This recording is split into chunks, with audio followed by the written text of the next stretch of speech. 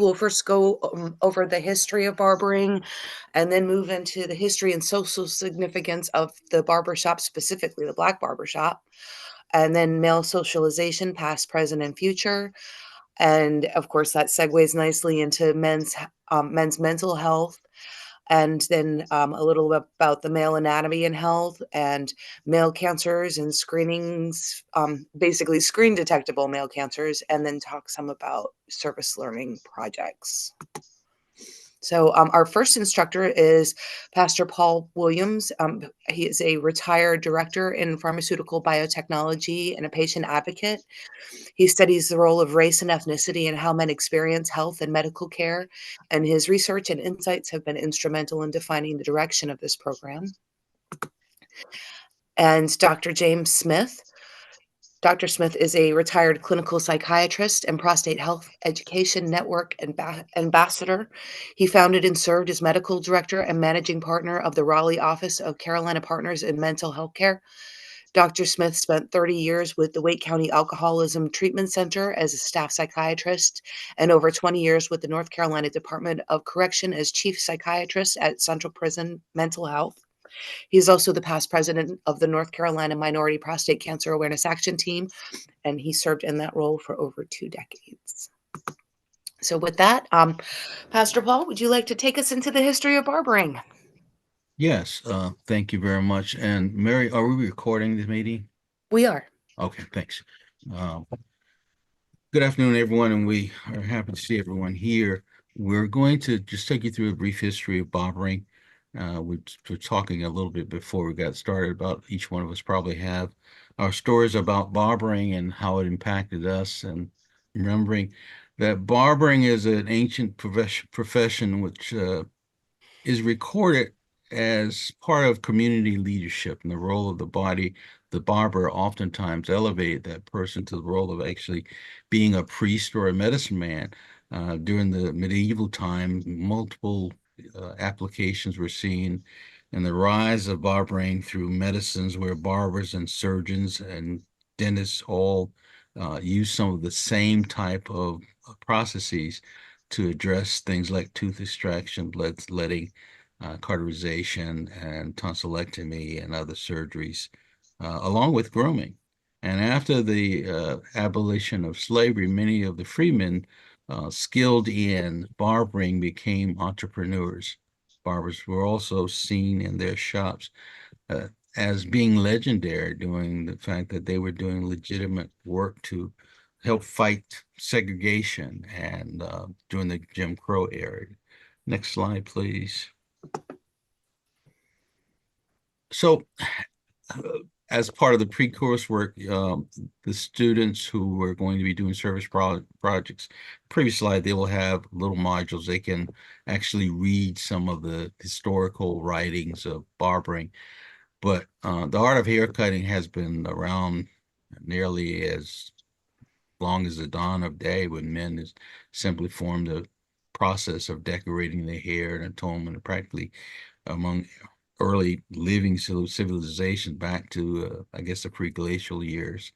And among the, you can go back to the ancient Egyptians' tombs, and we'll see archaeologists have found discovering things like razors and combs and rudimentary cosmetics.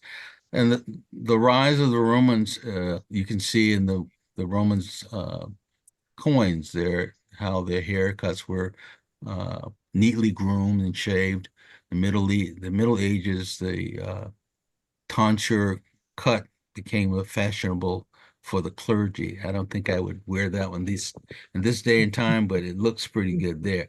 And there was a rise in the barber, surgeon, and dentist application in 1163, and Pope Alexander forbade clergy from performing medical procedures, and that started to change things, and it transferred the practice of barbering as a limitation of just cutting hair as a form of business and not doing the medical side of it. And King Henry the Seventh granted a charter to the Company of Barber Surgeons in England. And at that time, they no longer performed surgery, but could perform dentistry. And barber, surgeons, dentists traditionally came over to the U.S. during the colonization of the East, and continued through the spread to the West. Next slide, please. Next slide. Okay. One of the things that when we were doing some of the original discussions on barbering, we said everybody knows a barber. You see that little pole that has the red, blue, and white as an emblem. That stands today as a mark of a barber shop, whether it be electronic or be one of the old spindles there.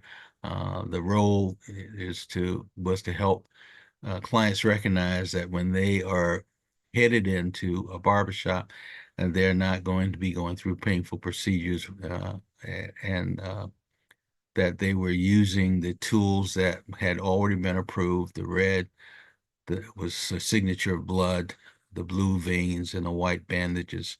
And all barbers have to be licensed. We were talking a little bit earlier about in families, especially I thought about African American family, but I'm finding out that in every family, there was a tendency to have somebody in your family who could cut your hair. And in 1916, the terminal methods systems established to enforce hygiene standards. It's amazing. You'll go into a barber, and if you look around, there is alcohol and jars of sanitary things that they would use to continue the process. In 1929, the National Association of Barbers examined and enforced the qualifications of an association of master barbers and beauticians here in America with a code of ethics to further promote professionalism and trade standards. And you see the National Association emblem right in the corner there. Next slide, please. So the history and social significance of the Black barbershop, from slaves to entrepreneurs, men and women have built businesses. Barbershops were efficient in the process of fighting in the early civil rights movement. And we feel right now that preparing the knowledge and the support through service projects, barbers can emerge once again as a place of significance. Next slide.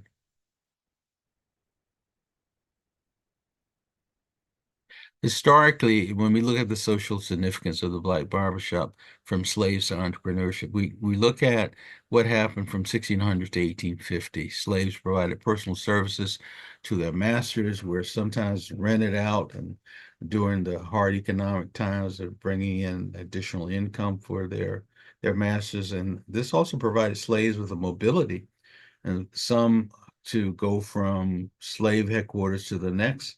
And also sometimes they use it as a form and a way of escaping. And then free men sometimes work side by side with slaves.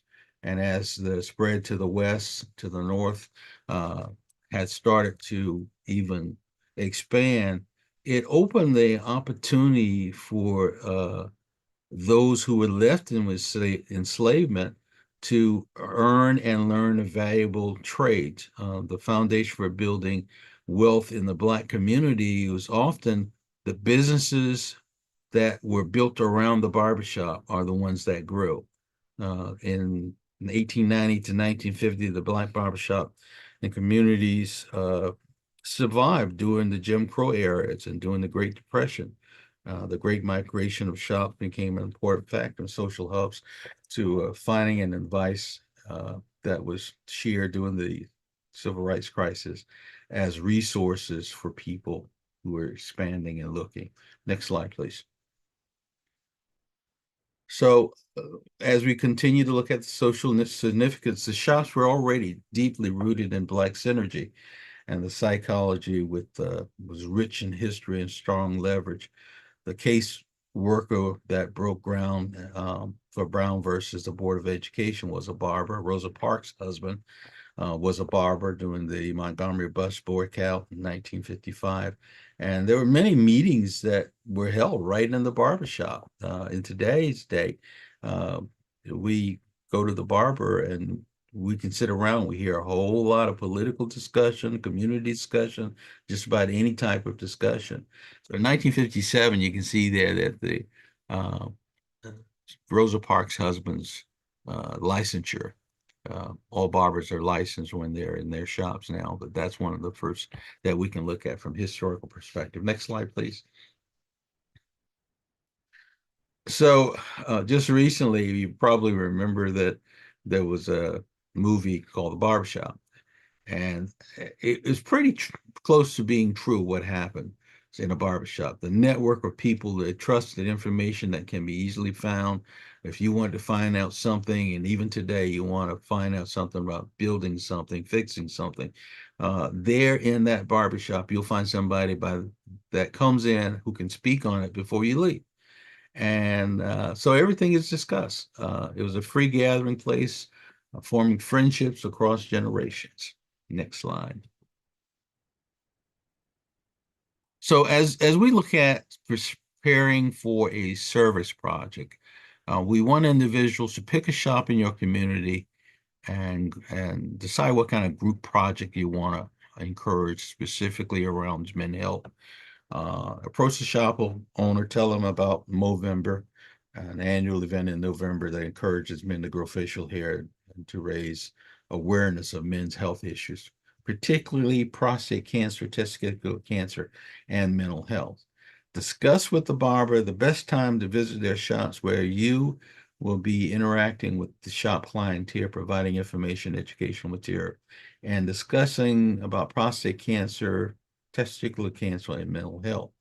And then submit the name of that barber shop that has agreed that you could come in and do your service product.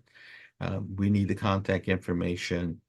We need the target number of people that they're going to try to uh, hand out brochures to, talk a little bit, and then propose a method to going further in the process, as we will discuss in the next module. Next slide. The best practice implementation. One of the things that we did as we were looking at this as the North Carolina Prostate Cancer Coalition and saying bring it back, is we shop around for barbers that we felt would be the best place. We traveled in, one or two people, oftentimes myself or Dr. Smith would say that we traveled by ourselves and just talked about, what's going on in the neighborhood, the neighbors. We were very flexible in our time. Sometimes we went in with the idea we are going to be there for 20, 30 minutes, and sometimes we in there staying there for 2 hours. But what we want to do is be specific and personal in the information that we provide, allowing for a meaningful conversation. Barbers are probably going to continue to cut hair while you talk to them. You have to be respectful of that part.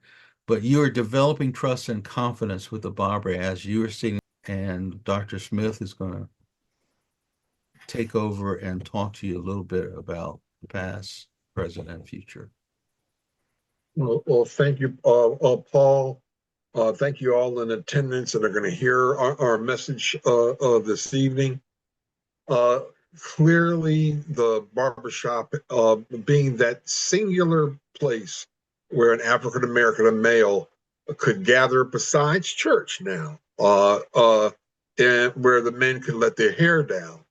The bottom line is for most of us, traditionally we get our hair. We like to look a place where we can educate and bring about awareness so that we can address those chronic diseases that affect us. As we know, 17% of men are more likely to have cancer than women. 50% are more likely to have hearing loss than women. And 50% more will die of heart disease than women. And what we are about is the fact that men are 50% likely to, less likely, to seek preventative care. So women have shown us the way. But again, using the barbershop environment as a way so that men not only don't die from prostate cancer, but they live and address and not allow comorbidities such as hypertension and diabetes to take advantage of us. Next slide. So, what about this shop is so comfortable? Well, you felt like a man, and that world that we came through with Jim Crow, where you had a tendency, if you knew better, you didn't look a white man or a woman in the eye. But when you went into the barber shop, you were at home. You felt that strength of a community, and you enjoyed what you had: the sports, the issues about jobs, the use about learning. What was all there, and again, as Pastor Paul said, it was a way to connect. I grew up in that area like he did, using the uh, catalog to figure out where to go. One thing my parents always told me, Jim, if you're going to be in such and such a town and you need some information, find a barbershop and you ask your questions there, and they'll be able to tell you. And so you can competently depend on that. So clearly, when we look at socialization, we learned how to be men, that emotional restraint. We learned that independence, because the barbershop and the barber itself relied on themselves.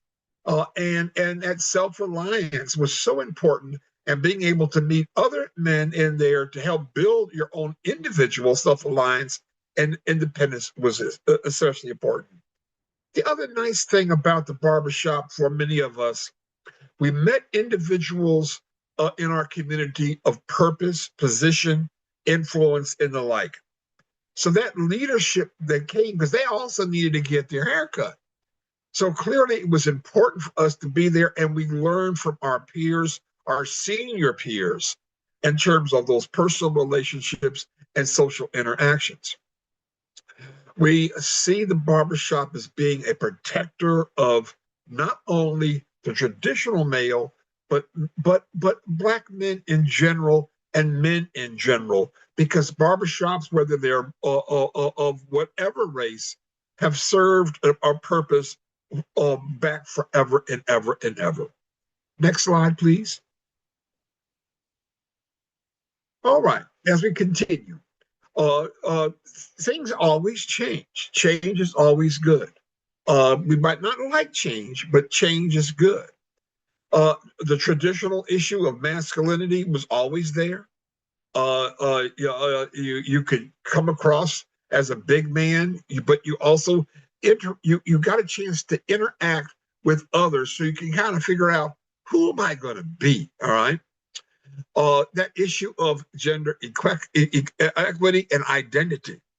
Clearly, we learned our socialization roles rather. We learned how to adapt. People would come into the barbershop trying to figure out, I had an incident. What should I do? What should I have done? How would you handle this? And so if you came through confused about how you were going to navigate in your community, the barbershop was a place to help give you some sanity and find your way in society. We found that there was always that pressure to conform to traditional masculine ideals. But unfortunately, we also recognize that this caused stress and depression and other emotional issues. But we use the word stress, but it's really anxiety.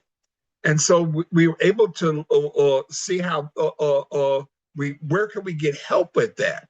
The emphasis on real self-reliance and denying things. One of the biggest complaints about us is we don't talk about our emotions. That emotional repression, but it was a safety valve. It was a safety mechanism. The thing that really bugged me a bit, because I knew it from my days, we may now, on some respects, undervalue the position of the barber, but the barber is still there. The barber is still active in every community, These moms bring these young men in on Saturday mornings and they learn. And now they might not be as raucous as you might if I've visited many a barber shop. I find that time when most of my targets are going to be, 18 and above. But the Saturday mornings are very important for the moms bringing their sons in, so these young men can interact and learn about life. All right.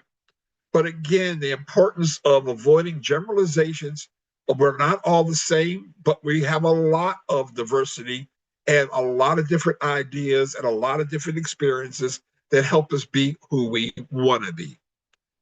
Clearly, we learn strategies in terms of being successful in our community, successful in our own lives, and the barbershop environment does contribute significantly to that. Next module, please. My forte, men's mental health. There's one time for me, it's always been as a Black psychiatrist. I tell everybody when I first started many years ago, I was challenged by another Black psychiatrist as to what I wanted to do with myself right after a training. And I told him I wanted to treat Black men and be an active in Black men's lives. And he told me about, well, if you want to do that, you work for the Department of Corrections. And he was right. And I certainly spent years or decades interacting with Black men in terms of them helping them address their mental health issues. But I also saw in the community another vehicle, and that is the barbershop, to be able to present mental health issues in a very non-threatening way, a way to help us address those things that are taking our lives in our community, such as violence and aggression, and being able to help people talk things out. Because, in society at times, we don't feel like we're being heard, and frustrations do abound. We also recognize that substance abuse, prescribed and otherwise illegal, or self-medication through alcohol, had a significant effect. And addressing this, and at times addressing it through community avenues such as the barbershop, has been a very important and necessary aim and need. We address suicide because suicide, unfortunately, takes its toll on all of us in America. African Americans are no different. As you see from our slide, while women are 2 to 4 times more likely to attempt suicide, men die 3 to 4 or more times often than them. Why is that? Is we use weapons. They may use pills. But of all of that, we now have moved and grown in our community where we no longer call 911, which you can always do. But we want our audience, we want all of you to remember that 988 is the number to call for concerns about suicide. There are many trained individuals, not only in the social work, mental health, behavioral health arena, but even today for many of our communities, officers on the force go through what we call community involvement training, so that they can come to a scene where someone is threatening to take their own life, and they can help that person jump from that, come back, not jump, but come back from that ledge. So remember, 988 is the number to call for concerns about suicide. Next slide, please. Another one of the things we talk about is building resilience. All right. And building resilience, we learned what kind of things can I do to help build that emotional resilience. Well, here are the 4 habits for mentally healthy men. Eating well, exercise, moderation of alcohol. Now, clearly, if you see that you're drinking on a daily basis, or you drink and lose control, reducing alcohol intake is the first step. But the bottom line is always going to be moderation, moderation, moderation. Healthy lifestyles. Clearly taking care of relationships, whether that's personal life and your social life or your work life, that all makes for a healthier, wealthier, and wiser individual. Be mindful. Mindfulness, as you'll hear from time to time, is a way to address the anxieties and the stresses that one faces in their life so that you can set positive goals and at the same time refrain a struggle so that you can see that there's a positive way out versus a very negative, dark way. And so you can reduce unhealthy thoughts that will interfere with your being able to have that calmness as you approach life's challenges. Making healthy connections. And there are times the barbershop is a good spot for that because you'll hear bad people come in there, you'll hear good people come in there. So the bottom line is you're wise enough, hopefully, to talk to those individuals that you know are connected or can at least advise you where to go to get help. During a man's lifetime, unfortunately, 1 in 2 will have a mental disorder. When I say mental disorder, understand, people say, I'm not schizophrenic, I'm not bipolar, but we're not talking about that. I'm talking about the anxiety and depression that we face because everybody, or at least as in this slide here, 50% are going to have some kind of mental health disorder in the anxiety, depression arena, complicated at times by alcohol. As you see, 1 in 3. So 30% of us are going to be struggling with a substance abuse disorder, whether that's alcohol or other substance. Like I said earlier, the anxiety, I see that as a psychiatrist as my bread and butter, the 1 in 5. And then the 1 in 8 in terms of the real significant mood disorders and depression. But the reality is there are help out there.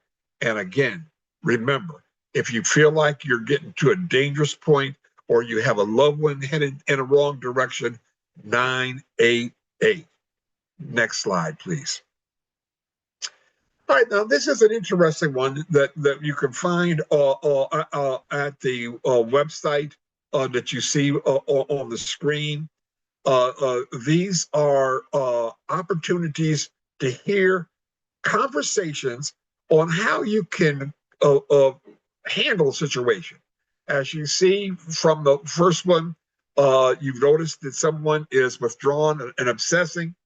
There's an opportunity to listen to that. We all have loss, of whether that's a breakup of a relationship or a death in a family member, and your heart is broken. Here is another example of how one can deal with that. The grieving process is reviewed in that third practice conversation. And the biggest one that I will say to everybody, because we deal with this on every day, is juggling work and family. Because sometimes we just feel so overwhelmed with our world that we see today, where you may be working 2 jobs, even 3 sometimes, to try to make ends meet and support your family and your world. But again, suggestions, conversation that helps you juggle all that you have on your plate. The fifth conversation that we always find important, I'm currently in Sterling, Virginia, the DMV, and we have the layoffs up here that are so significant. And so someone trying to figure out and navigate, I'm unemployed, how am I going to pay my rent? And this conversation helps you figure a way on getting a way out or to survive until the day can get a lot brighter. And last but not least, something that we all face, and as a young 75-year-old, getting older and enjoying and trying to figure out how we can grow and grow in peace. So I recommend highly that if you can go to conversations.movember.com/en/conversations, it is well worth your time to listen to these practice conversations. Next slide, Mary. All right. One of my favorites. All right, prostate cancer. This is me. And this is the anatomy of the cross section of us as men. As you can see, the prostate sits just below the bladder. The urethra is the tube that drains from the bladder, and it goes directly through the prostate. And as you can see from the, or you can hear and witness from the commercials about the growing problem, that prostate as it grows will push against that bladder, and you can have symptoms. But as you also can see, that the only way we can examine the prostate is through your rectum. But in the slide there at the top, testicular examination is always a part of a physical examination, and testicular cancer is something that we face each and every day. We're going to cover more of this in a minute. Next slide, please. All right. All right. I always like to start off before we even get to this slide is why do we have a prostate? The prostate helps us bring about the next generation. When we look at the birth canal of a woman, it's open to the outside, and that environment is acidic in nature. Remember back in school, acids and base. Because it's acidic in nature, when I say acidic, not the word acid, it should not come to your mind, but it's protective, all right? And so the prostate and its a liquid that it produces is a base in nature that reduces that acidic environment so that the sperm can survive transit through the birth canal into the cervix, out to the fallopian tube, through the fallopian tubes to fertilize eggs. So let me run through what is that system. All right, we start with your testes. They are the primary male reproductive organs responsible for producing sperm and the hormone testosterone. Now, testosterone we need. That's who we are as men. But testosterone, as you develop or if you or diagnosed with prostate cancer, testosterone can be a very bad thing. Scrotum, the sac that holds the testes, and it maintains an optimal temperature for sperm production. That's why it's not inside your body. Your epididymis is a coiled tube, as you see from the diagram, that helps store and mature the sperm. The vas deferens, another set of tubes that transport the sperm from the epididymis to the ejaculatory ducts. Then we have the seminal vesicles and the prostate gland. These glands produce that same fluid that I talked about earlier that transport, nourish, protect the sperm and help form what we call semen. The urethra is the tube that carries both urine and semen out of the body. And obviously, the penis is the organ responsible for sexual intercourse and ejaculation. Next slide, please, Mary. All right.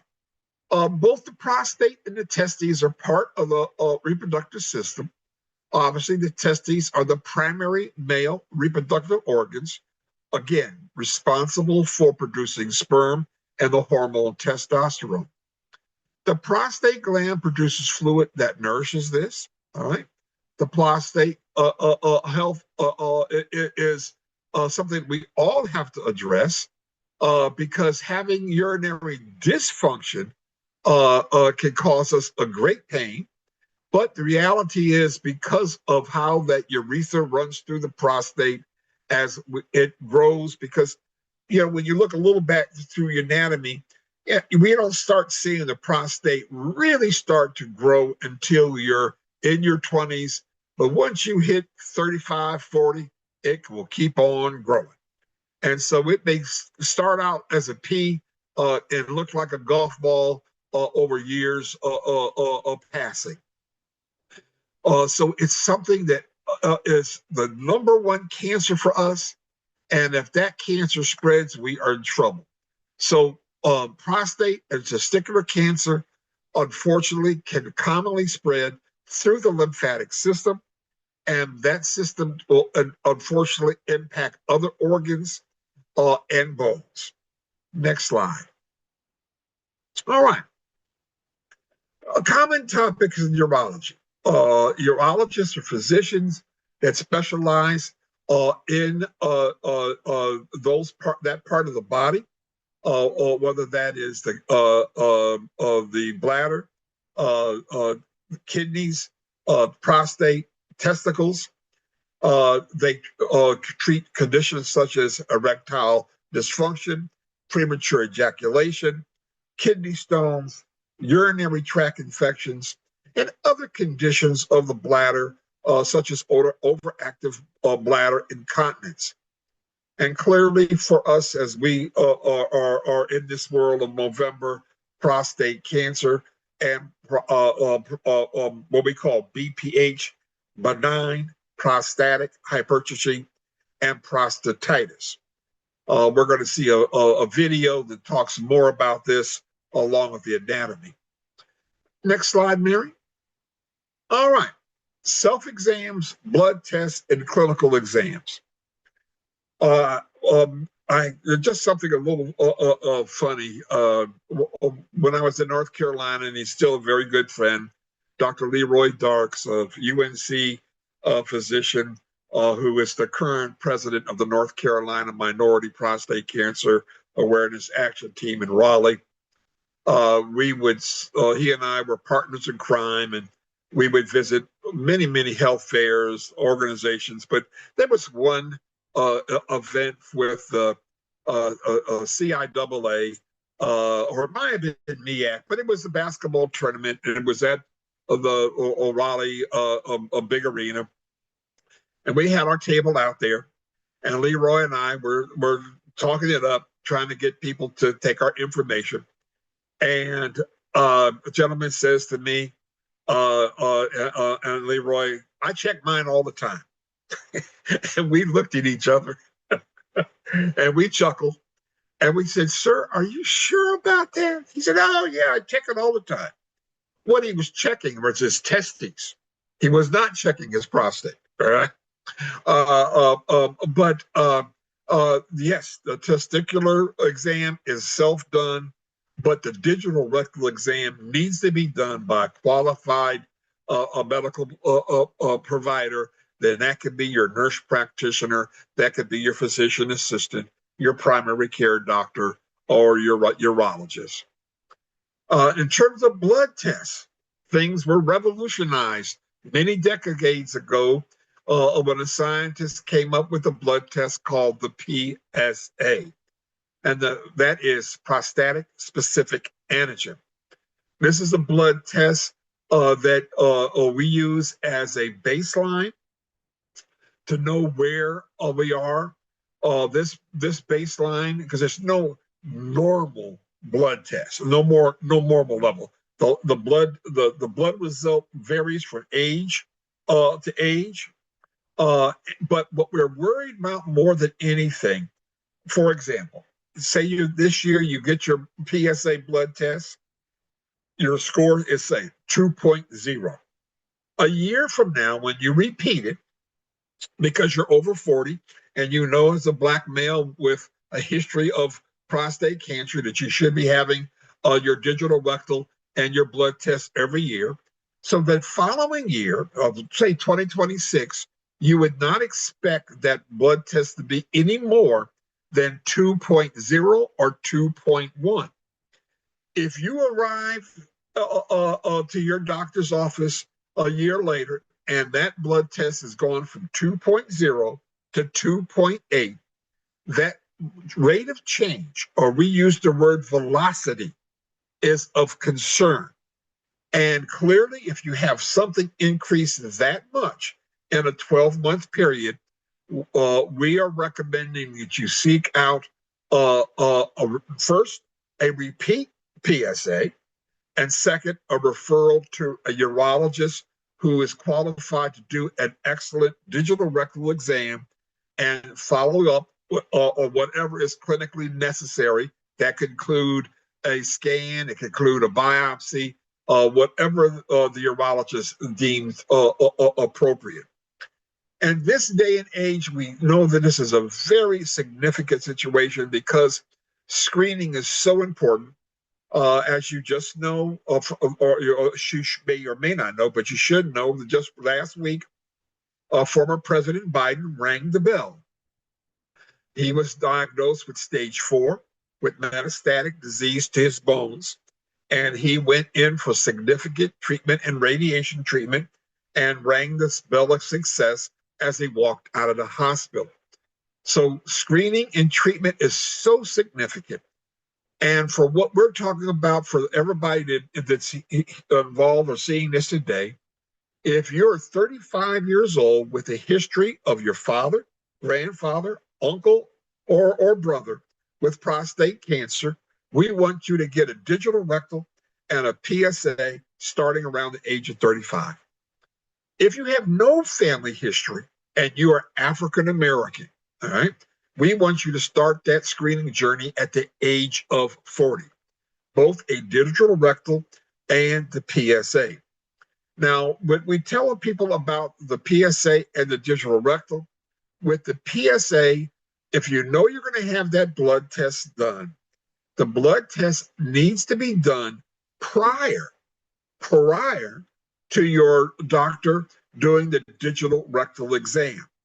If the PSA blood test is done, drawn right after you have your your digital rectal, you will have an elevated blood level. All right. If you have sexual intercourse or masturbation the evening before you have that blood test, that will also increase the result and not give you what we consider an appropriate clinical result. So there are a few things you do have to guide yourself on prior to the blood test.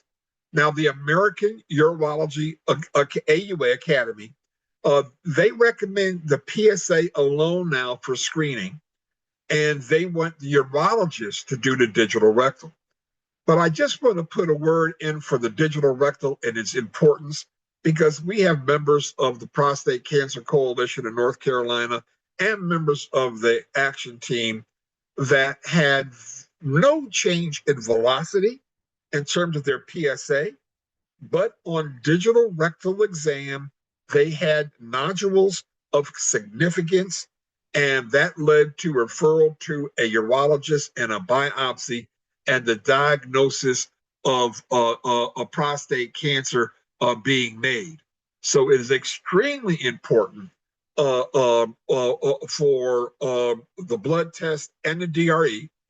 And in terms of the testicles, in fact, because you can do the self-manual exam, nodules that are not painful are significant, and clearly painful nodules will get you in the doctor's office in a heartbeat, because an infection such as epididymitis or a cancer can cause that inflammation that will bring you into the doctor's office. Next module, Mary.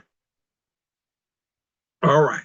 This video right now, Mary, if you can start this is on the testicular exam. Please go right ahead. How to do a testicular self-exam. A self-exam is best done during or after a shower when the scrotum is relaxed. You also have the added bonus of it being a private area and your pants are probably already off. Be sure to examine each testicle separately. Using both hands, place your index and middle fingers under the testicle with your thumbs just on top. Firmly, but gently, roll it between your fingers from top to bottom. Take a moment to familiarize yourself with the epididymis, a series of cords behind the testicle.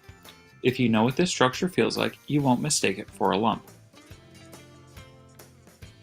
Repeat this entire process on your other testicle.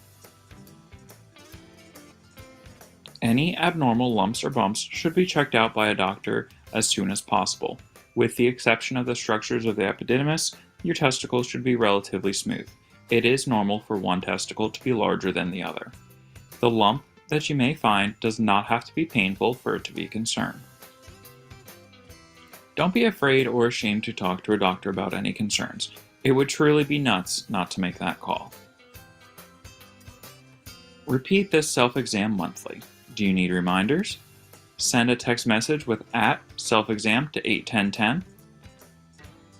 Download the Ball Checker app, or check out the hashtag Take a Second for the Boys. Thank you. Now this is a biggie, all right? And we're going to take a little bit of time here to go through this slide because it has a lot of positive. I've kind of set things up a little bit with the previous slides, but here we go. PSA blood tests, as I said before, prosthetic specific antigen. And again, this measures the amount of PSA molecules in a person's blood. And the level, low to raise. It's normal for all men to have some PSA in their blood. It's always going to be there, all right? A raised level can be a sign of cancer, but it can also be enlargement, infection, or the like. When it is high, it obviously raises questions, all right? This is a urinary tract infection. Have you had some vigorous exercise? Let me just speak on a sidebar on the exercise. I've also been working with the Emmanuel Health Center. They're out of Bowie, North Carolina, and Bowie, Maryland, and Rocky Mount, North Carolina. And William Battle, that's worked with that organization, they use a lot of their contacts with the bicycle world and have major events. And what I have learned clearly that there are a lot of African American men that like cycling. That rigorous exercise on that bike will cause trauma, both the testicles and your prostate.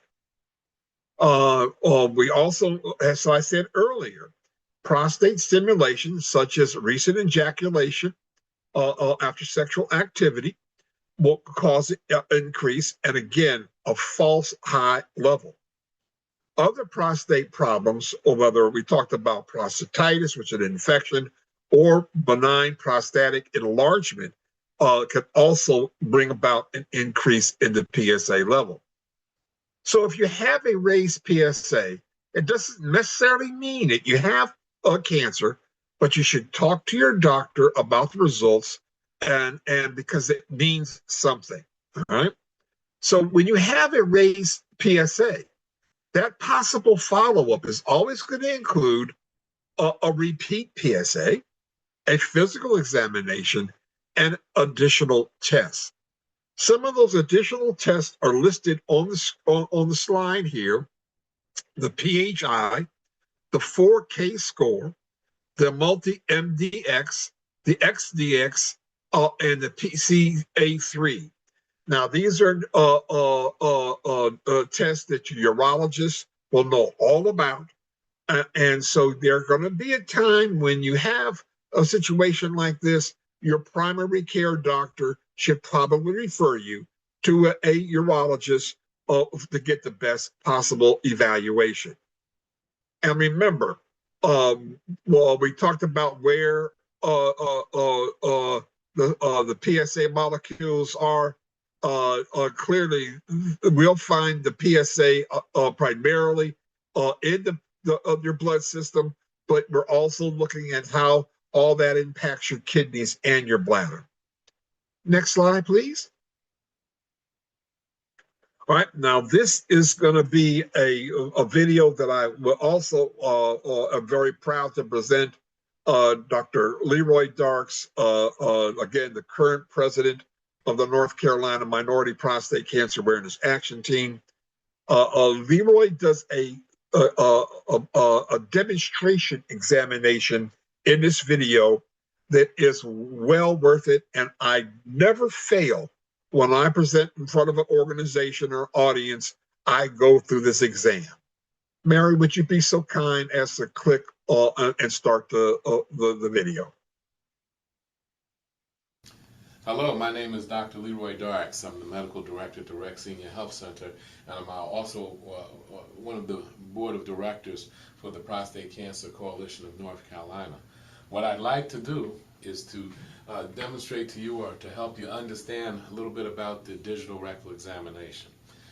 This is an examination that men submit to, and for the most part, most men really have no real understanding of what's going on, and not only do they have little understanding of what's going on, no way to know if it's been done adequately.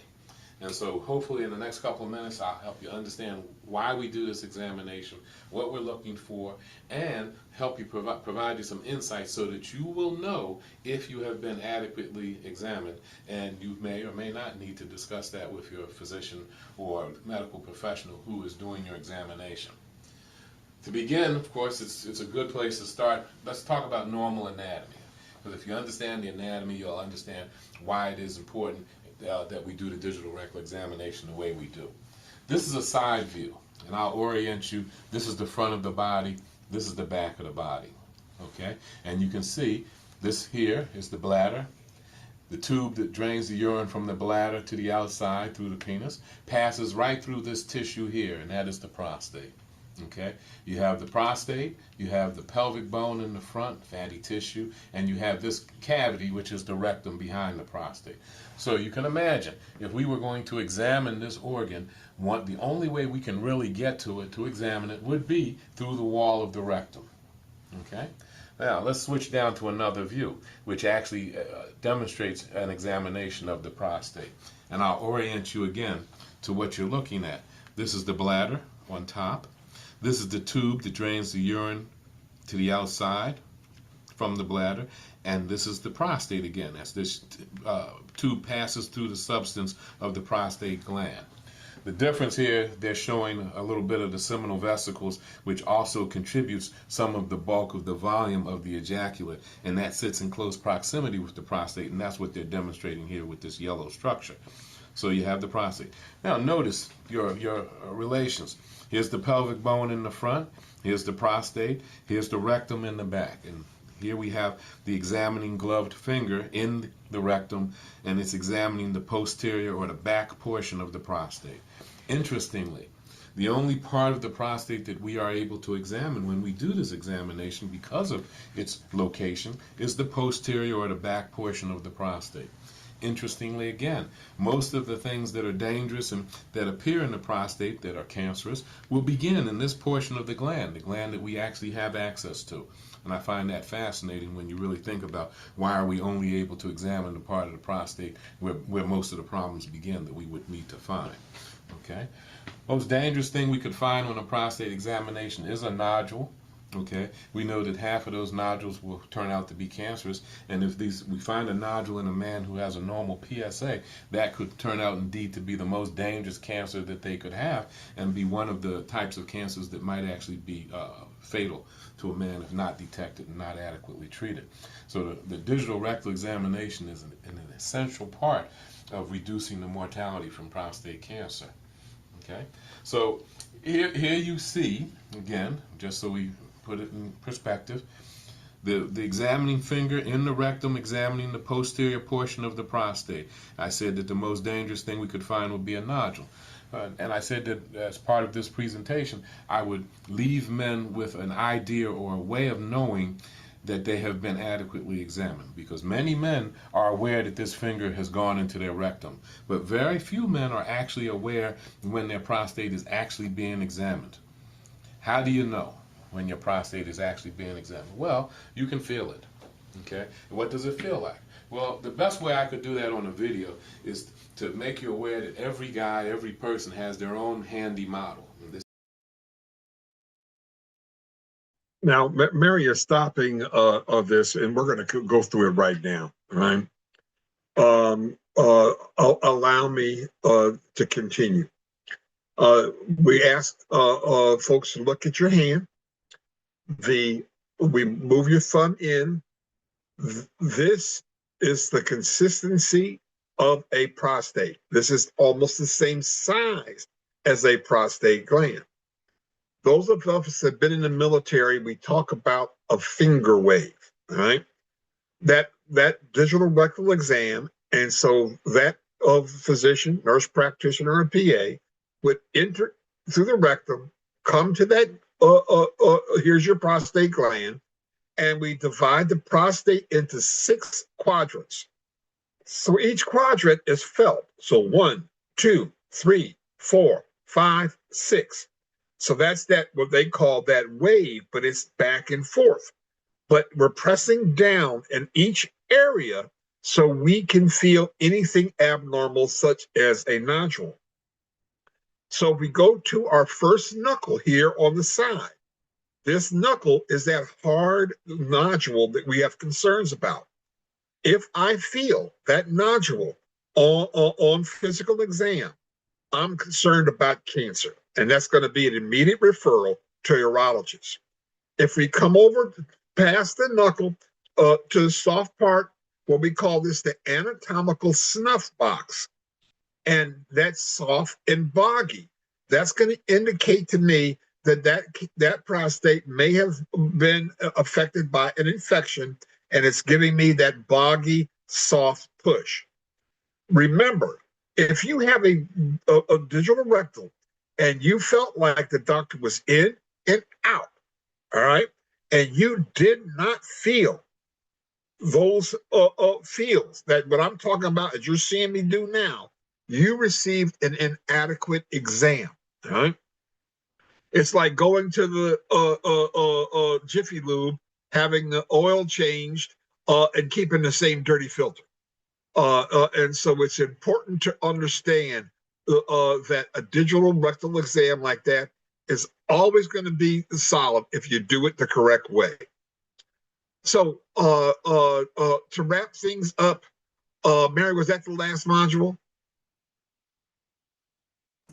I think there's just a couple more slides. All right, let's go back to those, please, if you don't mind.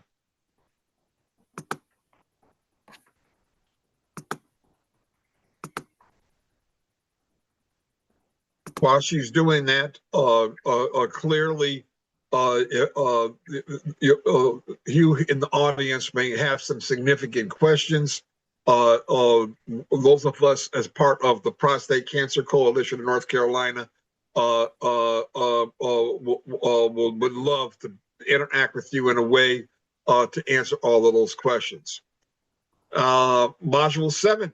Service Learning Project is Mary. Who takes this one, or do I take this one? I think we were thinking that we might have a group discussion at this point. Go for it. And Could I, while she's skimming thought to that, let me just jump in terms of learning projects. Those that are listening, if you're going to be active in November, one of the things you heard Pastor Paul talk about is the timing of your visit. I've learned a lot over the years by asking the barber when is going to be the best time to be in the shop. And a lot of times what I learned that, there's going to be either an owner or leader, there's going to be one kind of head barber, so to speak. And what I've learned is that over the time that I've gone in, when that individual has a little more time, or is it kind of barber that takes his time cutting hair and is not trying to move a lot of folks through his chair and can help back me up and interact. So timing is important. So Mary, I'll turn it over to you on the shop tours. okay, yep, this is just basically a repeat slide from earlier, but I was just Willie or Claude or Pastor Paul, and of course yourself, Dr. Smith, if you want to share any anecdotes or hurdles or things to do or not. If you don't mind, I'm also going to say working with the fraternity, we're going to be sending materials that can be used in your visit. And the Prostate Cancer Coalition of North Carolina, thank you, Mary, you read my mind, has material available that I highly recommend you bring with you. The most important for me, obviously, my focus has been on prostate cancer, is the Every Man Needs a Prostate Plan. And I will be sending their business cards, and those will be sent to Dr. Warren. But these are extremely helpful tools. In fact, for September, being Prostate Cancer Awareness Month, I made 2 visits. I'm not like some brothers that are in there every week, twice a month. I'm still a once a monther. But I did bring the prostate plan cards with me, and I placed on every chair a card, and left a stack with each barber, so that when they felt they had the person that they wanted to interact about that, they would give them a card. So I just think this is an excellent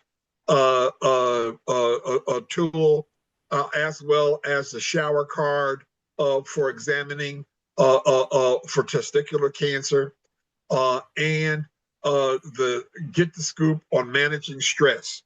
So we really are covering both our physical and our mental health using these guides. Pastor Paul, Carr, Willie? Yeah, I just wanted to echo that during the process of making the visits and discussing with the head barber or the lead person, um, once you introduce the subject of testing and screening, um, your for the service project and the young men, they introduce, they provide a shower card or a card, and what they will find if you train them to just listen for a bit. And although from a perspective of presentation, they may feel a little nervous at first. The barber will sit there and he will engage in discussion and then lead the other people who are actually getting their haircuts or whatever into the discussion. But you'll save a lot of time if you identify when the key times are going to be for the interaction with other people.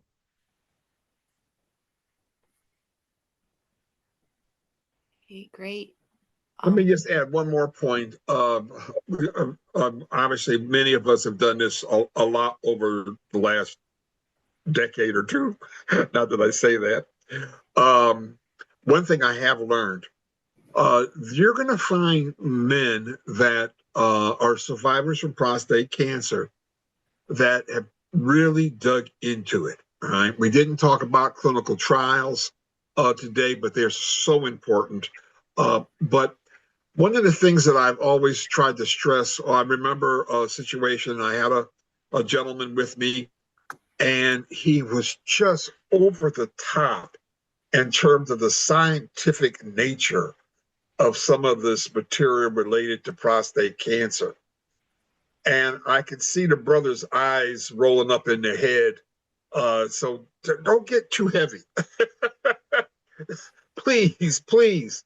We are ambassadors, all right?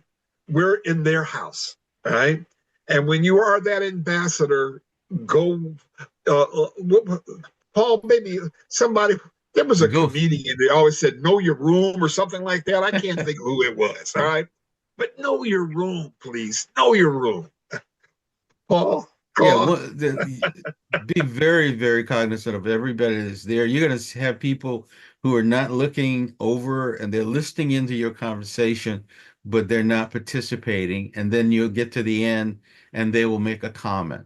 You'll be able to pick those individuals out. And one of the things from a service project perspective and your young men, has helped them to understand that their presentation skills is about talking with people.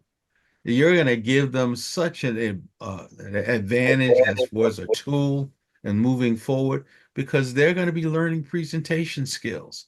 They're going to be learning how to read the room, and they're going to be talking about health and survival. And from the mental health perspective, you're going to find young people who engage and say, I heard a young man said, that's why I don't go to the doctor, because I know they're going to find something. It starts everybody else in the room to start thinking. That might be a good approach, but is that the best approach?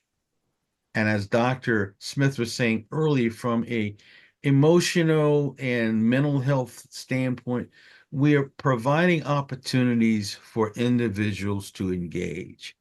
So in service projects, think about the engagement. You want to have your people go there when there's the greatest opportunity to engage. And we found as we did this, we were surprised the number of people who would come out and start talking. Then there would be advocates of saying, I had this therapy, I had this engagement with a physician, and I had it 10 years ago, 12 years ago. And then your service providers will be, once they've read the information and so forth, they will recognize that the average age of a person surviving as an African American with prostate cancer is 7 years. But then you'll have somebody in the barbershop said, you know what? I had mine removed and it's been 10 years, 12 years, and I'm so glad I did it. Those types of conversations are what the service project is about. It's helping people to have dialogue.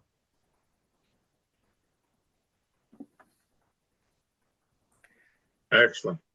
And again, for anyone involved in Movember, the coalition, the action team, myself, all of us on the screen here are only a phone call away or an email away, and Mary will be providing Dr. Warren our contact information for any questions.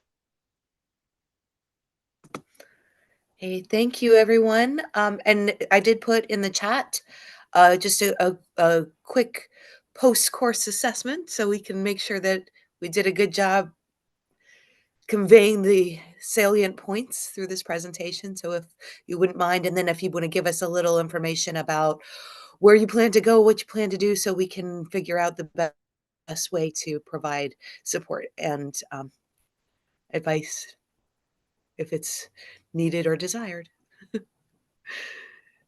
Thank you, everyone. Mary, thank you. Thank you, Thank you, Dr. Mary. Warren. Thank you, Dr. Warren. Thank you, Kappas. All right. This is from an alpha. All right. You done good, Dr. Smith. I didn't want to start anything to the end. you did real good. But we are honored and humbled. Mary, thank you for working with Dr. Warren. Claude and Willie, thank you for hanging in there. And Paul has been our spiritual mentor for a long time. And we wish everybody a good November. Amen.